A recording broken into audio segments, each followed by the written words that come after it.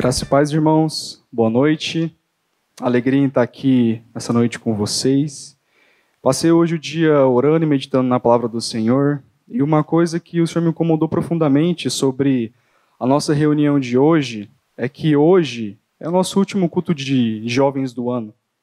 O último dia em que nós nos reunimos, para poder louvar o Senhor e aprender da sua santa palavra.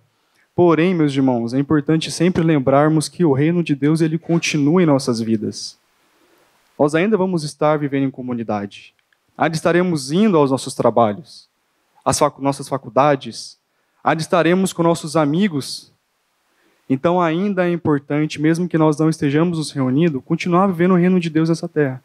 E é justamente sobre isso que a gente vai estudar hoje, sobre o reino de Deus. Vamos abrir então no livro de Lucas, no capítulo 13, dos versos 18 até o verso 21.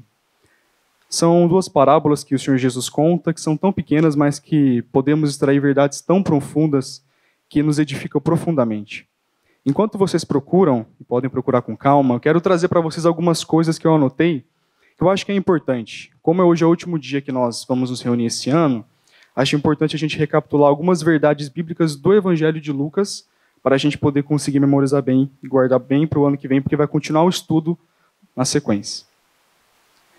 Então, primeiro, objetivo do livro de Lucas. Quando nós observamos o Evangelho de Lucas, existem 6 verdades fundamentais que gritam e que saltam aos nossos olhos.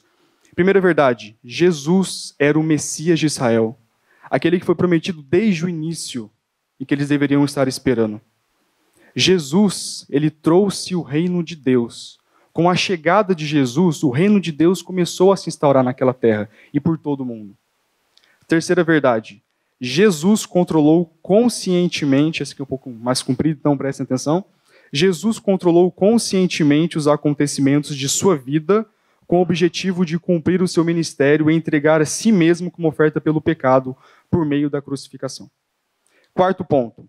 Os fatos do Evangelho são verificáveis historicamente. Jesus Cristo nasceu, ele foi crucificado e foi sepultado, ressuscitou da morte e ascendeu aos céus. Quinto ponto. A salvação está disponível a todas as pessoas, inclusive aos menos privilegiados socialmente. Portanto, os cristãos devem receber de bom grado e honrar todos aqueles que seguem a Cristo. E último ponto, o sexto, é que a oração é uma parte muito importante da vida de todo cristão. São as 6 verdades que, quando olhamos para o texto de Lucas, nós podemos perceber que o texto está gritando para a gente. Quando olhamos mais atentamente a jornada de Jesus, nós percebemos que tem 5 partes da sua jornada. Primeiro, a preparação de Jesus para o seu ministério, quando ele está sendo preparado ali pelo Senhor para poder começar seu ministério aqui na terra como Messias. Segundo, o ministério público de Jesus na Galileia. Terceiro, da Galileia até Jerusalém. Quarto momento da jornada de Jesus, já em Jerusalém, e o último, os seus últimos dias de vida com os discípulos, Logo depois ele ressuscita e depois ascende aos céus, e ele fica em Jerusalém e depois ascende aos céus, depois de instruir os seus discípulos, tá? E na semana passada, irmãos, para a gente situar um pouco melhor sobre o texto de hoje, Tiago ele falou sobre Jesus, no momento na sinagoga, em que ele confronta um chefe ali da lei, em que ele fez uma cura de uma mulher que estava com um problema de saúde, e o chefe criticou ele por conta disso. Ele falou que ele não deveria curar no sábado, porque o sábado era um dia sagrado, um dia de descanso. E ele condena aquele chefe da sinagoga dizendo, mas não faz sentido, porque é permitido a gente cuidar do boi no sábado, isso não é trabalho. Agora, um filho de Abraão não pode ser curado durante o sábado. E hoje a gente vai ler o texto do capítulo 13, dos versos 18 ao 21, que é quando Jesus ele fala sobre como que é o reino de Deus. Como que ele funciona. Qual a sua característica.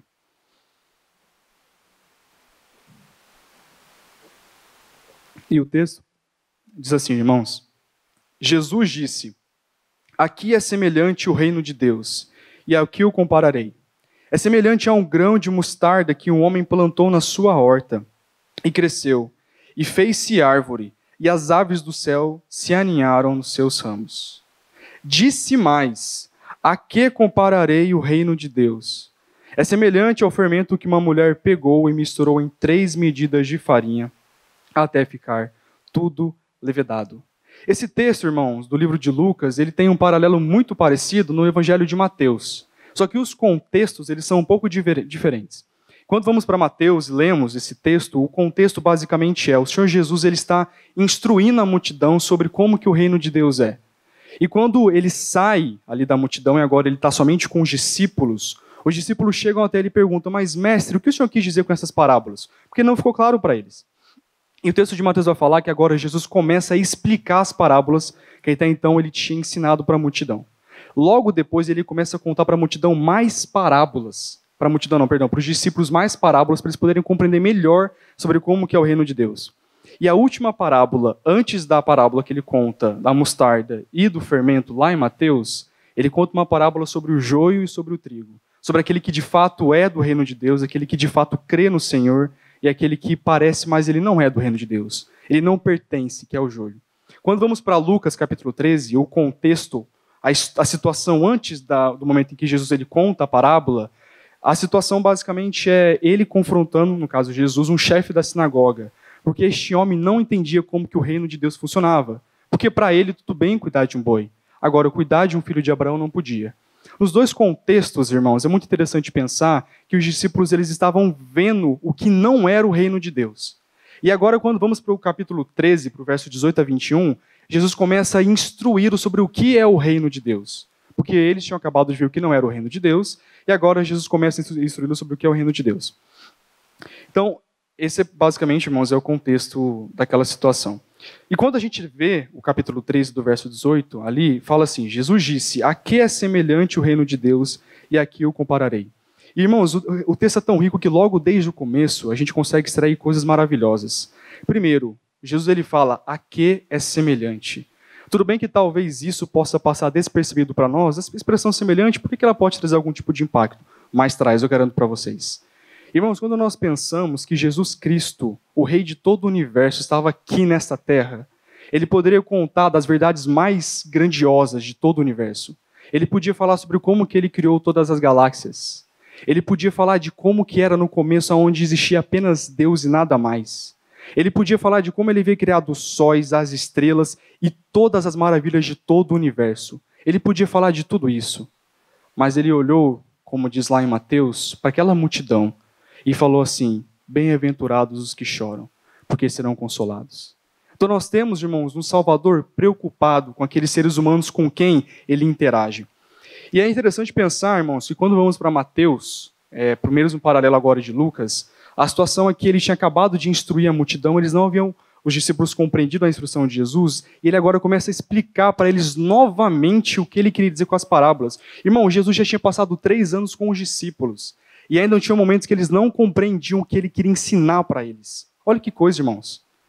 Que falta de conseguir compreender a vontade de Deus, o que Jesus queria ensinar.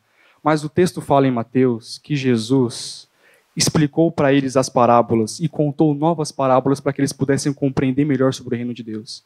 E quando voltamos para Lucas 13, o texto fala que Jesus ele começa falando para os discípulos dele que o reino de Deus era semelhante.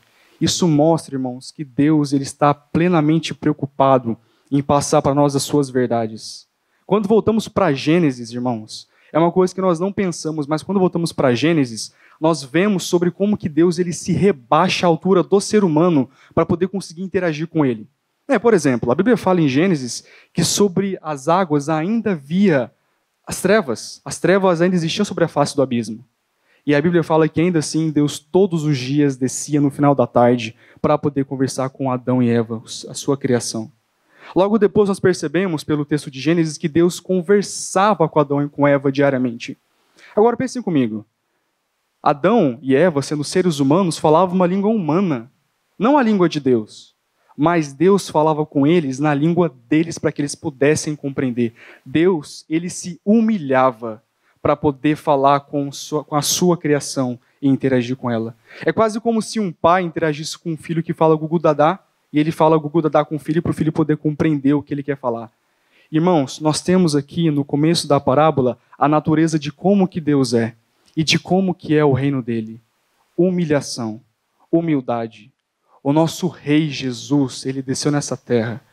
Mas nós conseguimos ver que Deus o tempo todo ele se humilha. E ele fez isso em Gênesis para poder falar com Adão e Eva. E ele fez isso novamente aqui no texto para poder explicar para os discípulos o que ele queria falar. E logo depois, irmãos, quando temos esse contexto, vemos que ele começa a falar sobre o reino de Deus. E a gente não pode ler todo o texto subsequente se a gente não entender como assim reino de Deus. Irmão, se o reino é de Deus, é porque Deus era rei. É porque Deus ele é rei. Isso tem a ver com uma natureza de quem Jesus é. E é importante nós voltarmos também para Gênesis, porque existe uma expressão chamada tríplice ofício, que basicamente significa 3 funções que Adão tinha como criatura de Deus. Adão deveria ser rei, Adão deveria ser profeta e Adão deveria ser sacerdote. Por exemplo, Deus cria Adão no meio daquele jardim no Éden e Deus fala para Adão governar a terra e governar os animais, porque ele deveria ser rei sobre a criação. Mas a Bíblia fala que quando a serpente apareceu para poder falar com Eva, Adão não fez nada. Ele deveria ter repreendido a serpente e falado: serpente, quem manda aqui no jardim sou eu, você fala comigo. Mas não. Ele viu a serpente conversar com Eva e ele deixou-se enganada. Então Adão deveria ser rei sobre a criação, mas ele falha sobre ser rei, sobre governar ela. Logo depois, nós percebemos também que Adão ele deveria ser profeta. Quando a Bíblia fala que Deus criou Adão, o texto fala que Deus falou para Adão porque ele não deveria comer do fruto da árvore do conhecimento do bem e do mal. Mas a Bíblia não fala que Deus falou para Eva não comer. O que isso quer dizer? Que Deus instruiu a Adão sobre não comer aquele fruto, e depois que Eva foi criada pelo Senhor, Adão tinha a função de instruir a Eva sobre o que poderia e não, como que as coisas deveriam acontecer naquele reino, no jardim no Éden.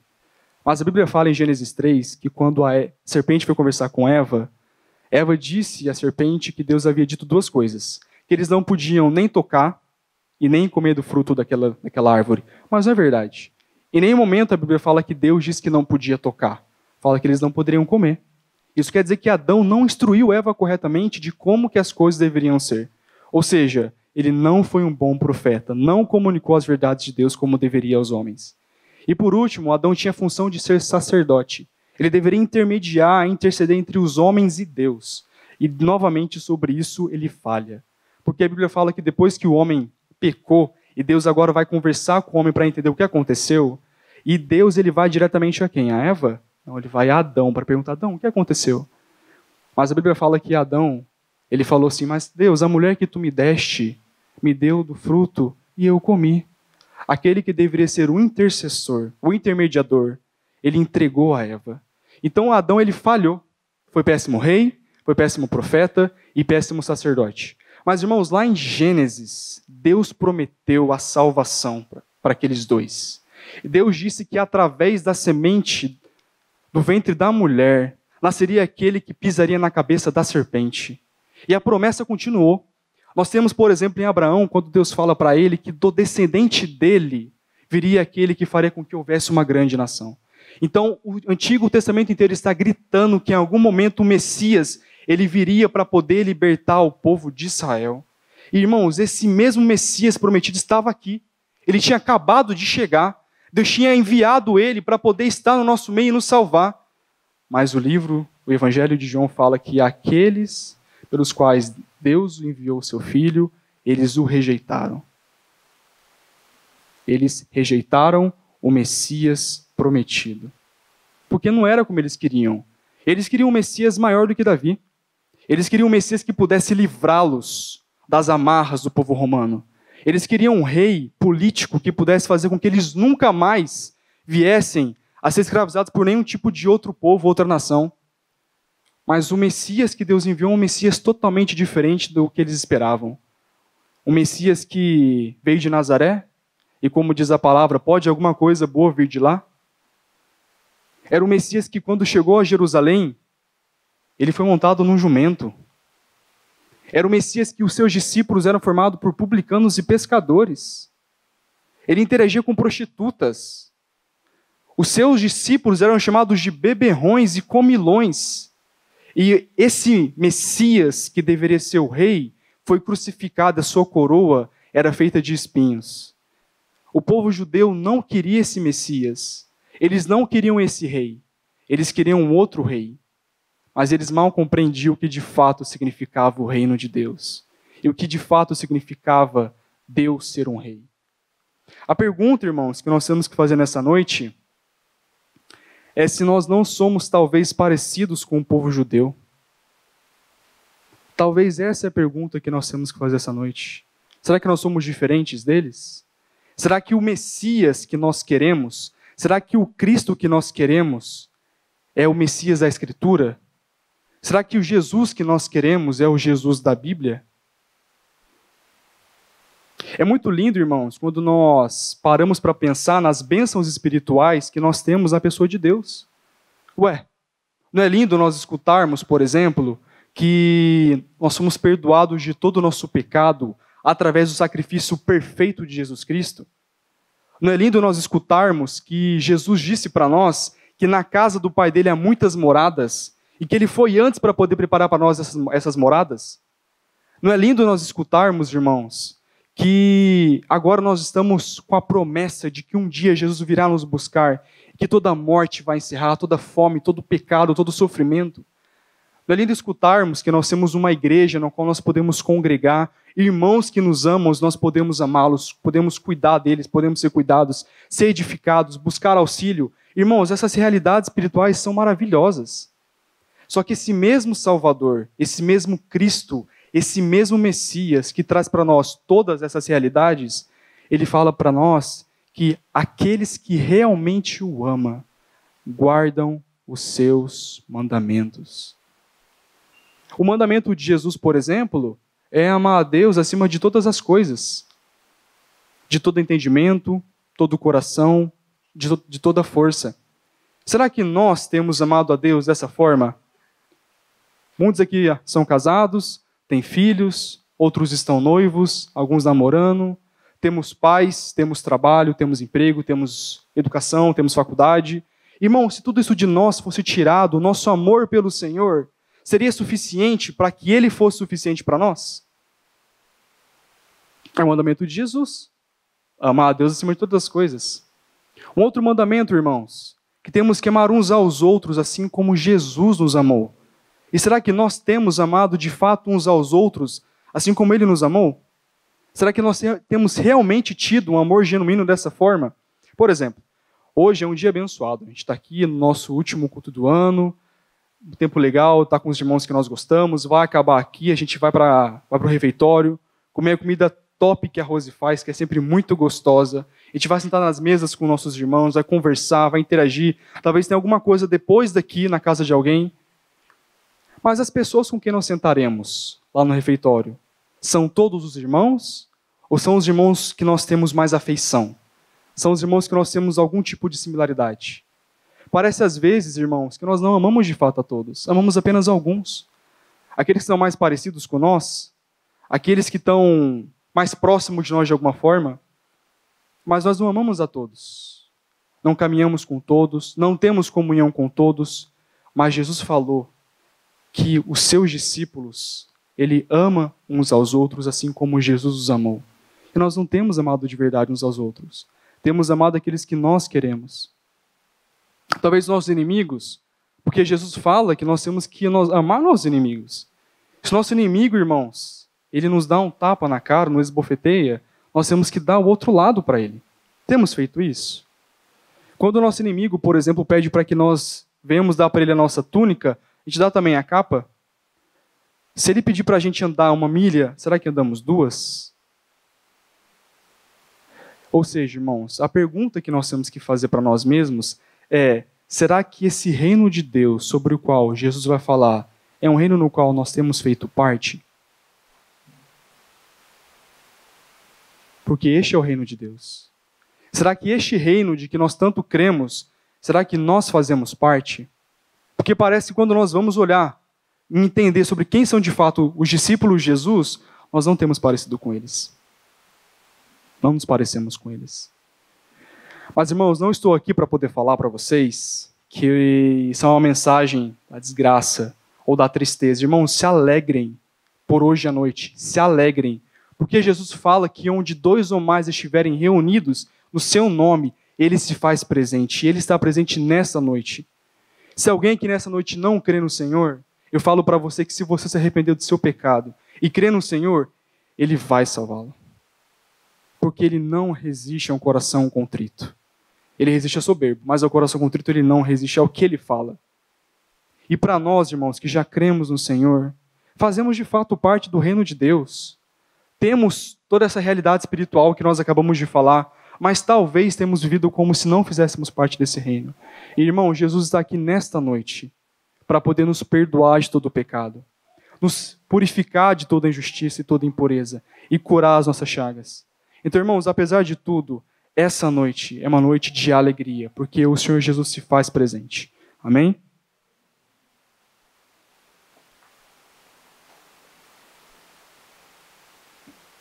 Irmãos, eu estou bem rouco, essa semana eu falei bastante. Fiz muitas reuniões, então tendo que beber um pouco mais de água para poder conseguir sustentar aqui. Mas, irmãos, esse basicamente é o contexto. Nós temos um Deus que se humilha, e agora ele está ali com seus discípulos para poder instruí-los sobre as suas verdades, as verdades espirituais, e ele começa a ensiná-los sobre o que é o reino de Deus e como ele funciona. E ele começa a parábola falando assim: Jesus disse, a que é semelhante o reino de Deus? E aqui o compararei. É semelhante a um grão de mostarda que um homem plantou na sua horta, e cresceu e fez-se a árvore. E as aves do céu se aninharam nos seus ramos. E disse mais, que compararei o reino de Deus? É semelhante ao fermento que uma mulher pegou e misturou em 3 medidas de farinha, até ficar tudo levedado. Irmão, primeira parábola, irmãos. O reino de Deus é semelhante a um grão de mostarda que um homem plantou na sua horta e cresceu e fez-se árvore. É muito legal ver como que Jesus ele utilizava de parábolas para poder interagir com as pessoas. As parábolas nada mais eram do que histórias que Jesus contava, e eram histórias baseadas na realidade daquelas pessoas. Então eram coisas simples, cotidianas, do dia a dia que eles conseguiam escutar e eles poderiam compreender por conta da facilidade do que deveria ser a parábola para aquele povo. Ele conta a parábola de um grão de mostarda que para aquela época era o menor grão que existia. Não existia outro grão menor conhecido naquele mundo que fosse menor do que o grão de mostarda. Só que era impressionante porque o grão de mostarda, apesar de ser muito pequeno, irmãos, quando ele crescia, ele virava uma das maiores árvores que existia naquela região. Então era um grão de mostarda, era uma semente muito pequena que virava uma árvore muito grande. E uma coisa muito interessante também, irmãos, é que essa árvore, ela era muito adequada e muito confortável a ponto de que qualquer tipo de ave, independentemente do tipo de espécie, ela poderia fazer ninho ali, porque ela era muito possível. Qualquer tipo de ave conseguiria fazer o seu ninho ali. E é legal pensar, irmãos, que Jesus, nesse texto, ele está fazendo talvez um contraponto contra Daniel 4.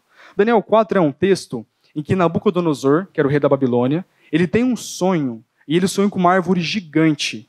E nesse sonho que ele tem, a árvore ela era grande, ela tinha raízes muito fortes, ela tinha ramos muito grandes, de tal forma que o seu ao redor era cheio de vida, a ponto de que animais poderiam sobreviver ali debaixo da sombra, poderia se alimentar porque tinha alimento, tinha bebida, tinha água. Então esse foi o sonho que Nabucodonosor teve. Mas em Daniel 5, Daniel ele interpreta para Nabucodonosor o que significava o sonho dele. E ele interpretou dizendo que o sonho desse rei, lá da Babilônia, era basicamente o seguinte: é como se esta árvore representasse todos os reinos deste mundo, o reino de todos os homens. Só que no fim da interpretação de Daniel para Nabucodonosor, ele fala que essa árvore vai ser cortada e ela não vai subsistir. Isso mostra, irmãos, que nenhuma árvore que representa, no caso, o reino do ser humano, o reino do homem, nenhum reino dos homens vai sobreviver. Vem depois muitos 1000 anos o Senhor Jesus e ele conta uma história parecida, que ele também fala de uma árvore, mas que essa árvore vem de uma semente muito pequena. Só que essa árvore, irmãos, ela não é cortada fora.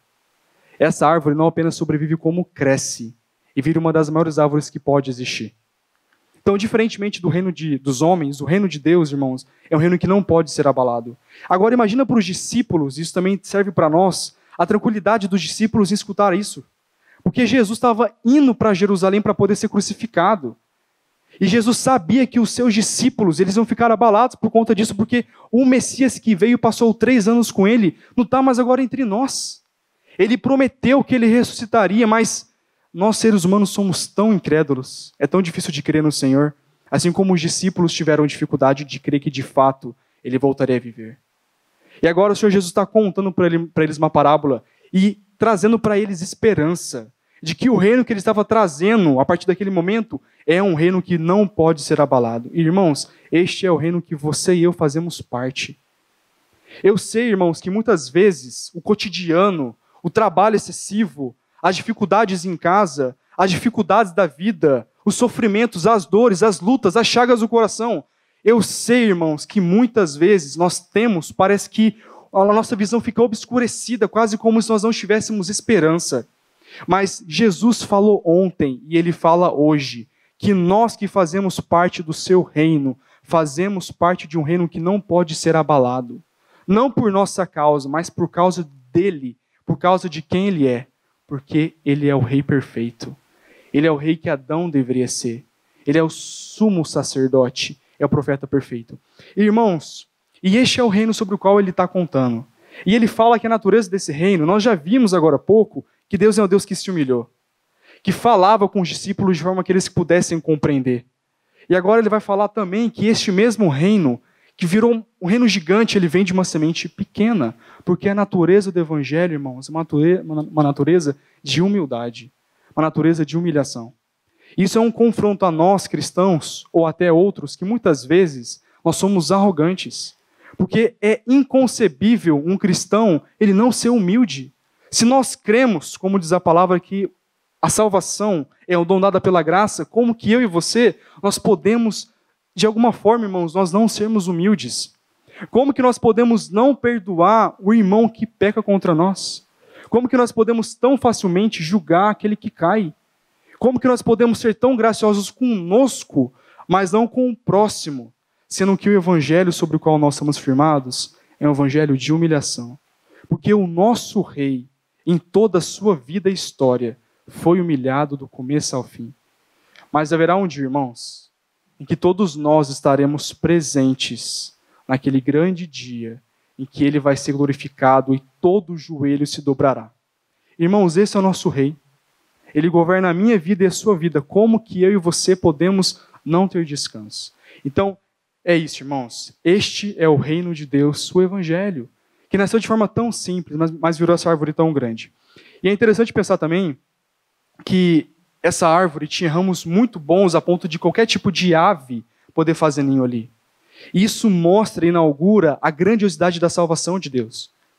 Deus, ele se revelou ao povo judeu, ele deu a eles a lei, deu os profetas, deu os reis, deu os sacerdotes, e muitas vezes, irmãos, eles desviaram no caminho.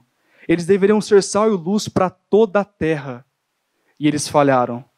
Mas agora, Jesus está mostrando que o reino de Deus ele passa a ser uma coisa que vai se espalhar pelo mundo inteiro.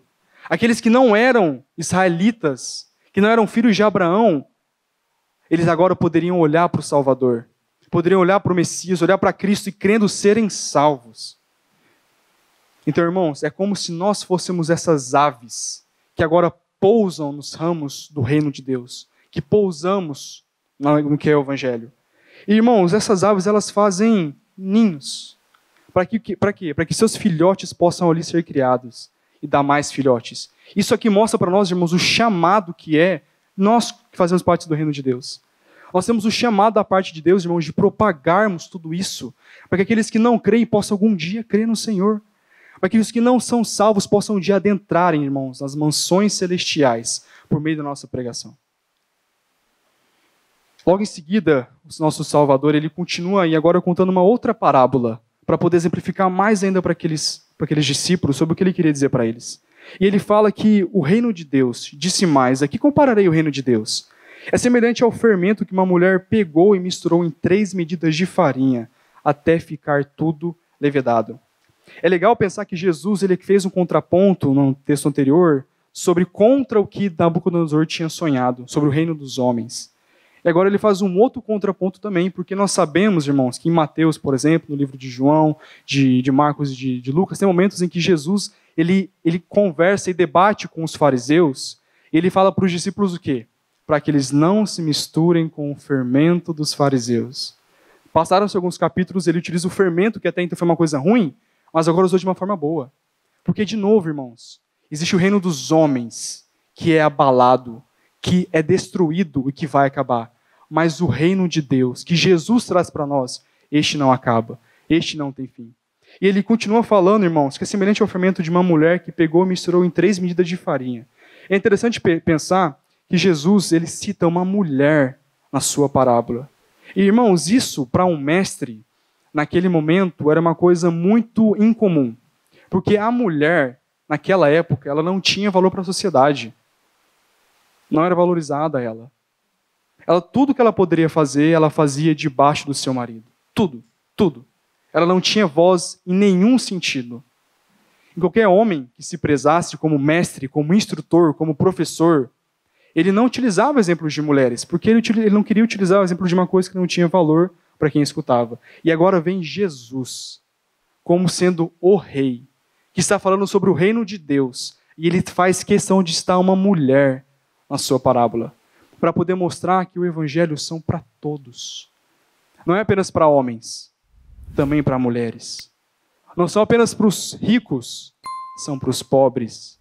Não são apenas para os fortes, são para os fracos. A natureza do evangelho, a natureza do reino de Deus é para todos aqueles que creem, não apenas para alguns. E, irmãos, nós fazemos parte desses todos. Nós não somos judeus. Nós não fomos circuncidados, não fomos criados na tradição, e ainda assim Deus nos colocou no seu reino. Porque, de novo, irmãos, para todo é o evangelho. Agora, o que nós temos que nos perguntar, irmãos, mediante isso, temos levado isso em consideração? Porque são quantas as vezes que a gente no dia a dia, no trabalho, na faculdade, com os amigos, a gente vive, irmãos, vendo muitas vezes pessoas com quem nós interagimos que não são cristãs, em vidas perversas, horrorosas, promíscuas. E a gente ou tem um sentimento de que eu não queria que essa pessoa fosse salva, porque eu vejo que ela é muito má, eu vejo que ela é ruim. Irmãos, eu sei que é verdade. Eu muitas vezes eu acho dessa forma. Oramos pelo Lula, por exemplo, que nós entendemos o quanto ele tem sido inimigo da nação. Nós não fazemos isso. Não oramos por traficantes, porque nós temos um senso de justiça em que nós queremos que eles sejam condenados. Ou a gente pode olhar para um ser humano, por exemplo, e falar, nossa, ele é tão perverso que eu creio que Deus pode salvá-lo, mas muito dificilmente ele vai fazer isso, porque ele é muito perverso. Mas o texto fala que não. O texto fala que o evangelho, o reino de Deus é para todos. Todo aquele que nele crê pode e vai ser salvo. E nós com isso, irmãos, a gente pode lembrar do texto de Romanos e nunca esquecermos de que o evangelho, ele ainda é poder de Deus para a salvação de todo aquele que nele crê. O evangelho ainda é poder. O evangelho não foi poder. Não foi apenas quando havia os profetas. Não foi apenas quando havia os apóstolos em nosso meio. Não foi logo depois da crucificação. O evangelho ainda hoje, depois de 2000 anos, ele ainda é poder para salvar todo aquele que em Cristo Jesus crê. E é por isso, irmãos, que nós temos que viver essa vida pregando para todo tipo de pessoa. É por isso que a nossa vida tem que ser um testemunho o tempo todo do evangelho com quem nós trabalhamos no trabalho. Os colegas da faculdade, porque eles também podem ser salvos. Mas aí, irmãos, voltamos à ponto inicial. Temos amado a Jesus a ponto de testemunharmos para aqueles que não creem sobre isso. Quando olhamos atentamente, de forma um pouco mais ampla, nós percebemos que essa parábola, ela tem 2 aspectos que são evidentes. O primeiro é que o reino de Deus, irmãos, tem a ver com coisas exteriores, exterioridade. Por exemplo, quando lemos no primeiro parábola, esse grão de mostarda, ele cresce e vira uma árvore gigante. É porque o evangelho, irmãos, ele também muda a nossa forma de viver neste mundo. A forma como nós agimos, a forma como nós falamos, como nos comportamos. O evangelho, o reino de Deus, ele nos transforma a ponto do exterior ser mudado, transformado. E aqueles que estão do lado de fora, eles percebem isso através de nós.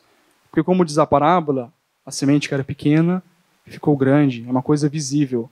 Mas também a outra parábola nos mostra sobre como o reino de Deus, o evangelho, irmãos, é algo interior. Porque aquele pouco de fermento em 3 medidas de farinha fez com que a massa levedasse. E, irmãos, era um fermento que foi dentro da farinha.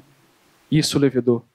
Porque, irmãos, o evangelho não é apenas mudança externa, mas também é mudança de coração. Também é mudança interior. Não é apenas estender a mão para poder servir, para poder socorrer o fraco, mas é no seu coração, por conta da vontade de Deus, da transformação que existe em nossa alma e nosso ser, nós fazemos isso. O evangelho ele tem essa perspectiva de ser algo exterior e algo também no interior. Tem que ter frutos, mas também, irmãos, tem que ser algo do coração. E agora algumas aplicações práticas de que nós podemos tirar do texto que nós acabamos de ler. São 4 pontos que eu queria tratar com vocês. Primeiro, irmãos, o reino de Deus ele tem a ver sobre cosmovisão cristã. E é uma coisa sobre a qual nós temos que ficar atentos. Irmãos, quando nós pensamos, por exemplo, o Brasil, não eu, tá? O Brasil, o país. Mas o Brasil é uma república, tá? Uma democracia. Aqui nós temos uma forma de governo.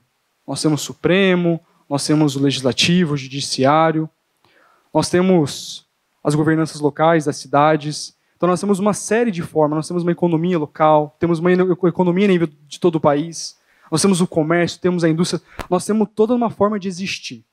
Irmãos, o reino de Deus, ele não é diferente. Eu não estou querendo dizer para vocês que no reino de Deus existe indústria agropecuária, não é essa a ideia.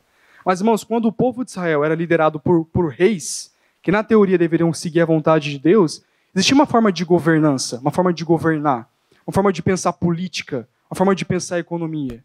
Isso quer dizer, irmãos, que Deus tem algo para nos ensinar sobre todas as áreas da vida. Existe uma forma cristã de pensar política, uma forma cristã de pensar direito, uma forma cristã de pensar administração, uma forma cristã de pensar matemática. Irmãos, existe uma forma cristã de pensar tudo.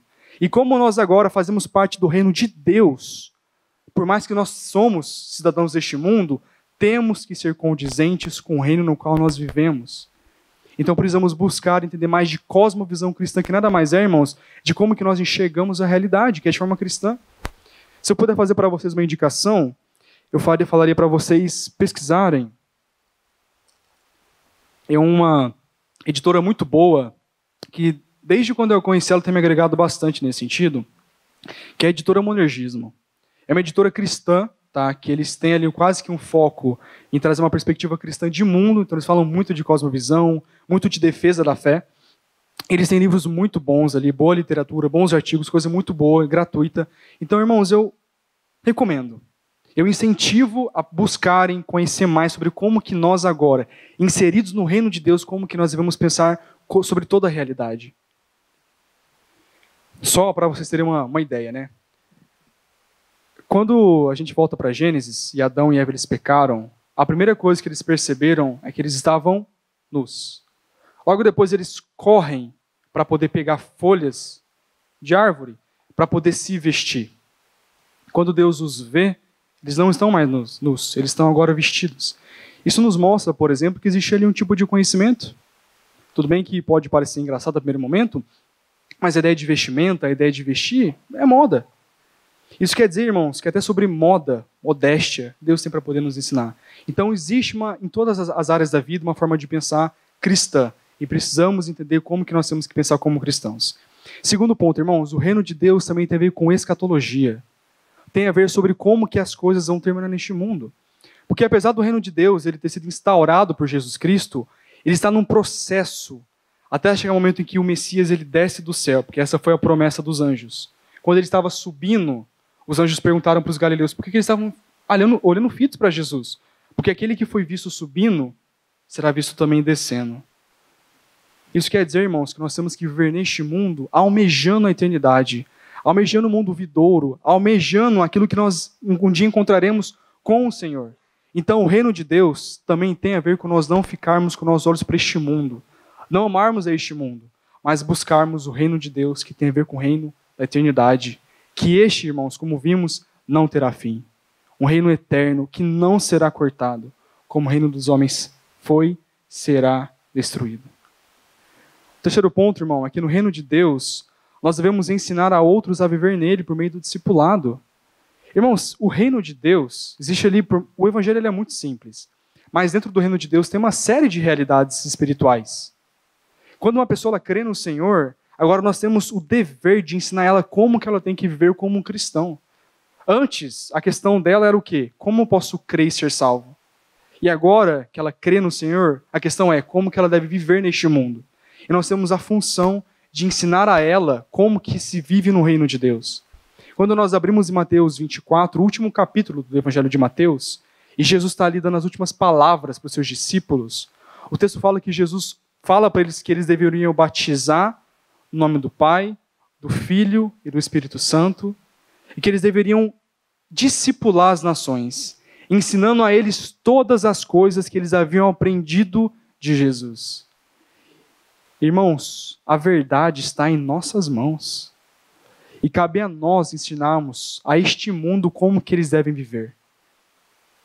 Cabe a nós ensinarmos aqueles que acabaram de entrar no reino de Deus como que se vive neste reino. E cabe a nós pregarmos o evangelho para aqueles que não estão no reino, para que possam entrar no reino de Deus. E, irmãos, o último ponto é sobre nós nunca esquecermos sobre a natureza deste reino. Nós aprendemos aqui sobre como que a natureza do reino de Deus tem a ver com humildade, como tem a ver com humilhação, sobre entendermos quem nós somos e sobre quem Deus é. Essa semana eu tive uma experiência muito agradável. Eu almocei com o meu chefe lá da empresa, né, o Guilherme, e a gente começou a conversar sobre algumas coisas da empresa, e ele veio começar a fazer algumas perguntas, e contar perguntas sobre a fé, perguntas da palavra de Deus, e ele começou a me contar sobre como que era a vida dele na minha idade. Ele falou assim: Fê, olha só, você tem 26, eu tenho 34, quando eu tinha a sua idade, essa era aqui minha vida, eu fazia isso, eu já fiz tal coisa, e cara, eu fico feliz, cara, que você é um jovem muito melhor do que eu fui. Você é um bom rapaz, você é um bom homem, ele me falou. Eu olhei para ele e falei assim: Guilherme, talvez você possa falar que eu sou um pouco mais comportado do que você. Fato é que se eu e você formos até Deus, sabe o que vai acontecer? Vai ser mostrado claramente que eu sou tão podre quanto você é.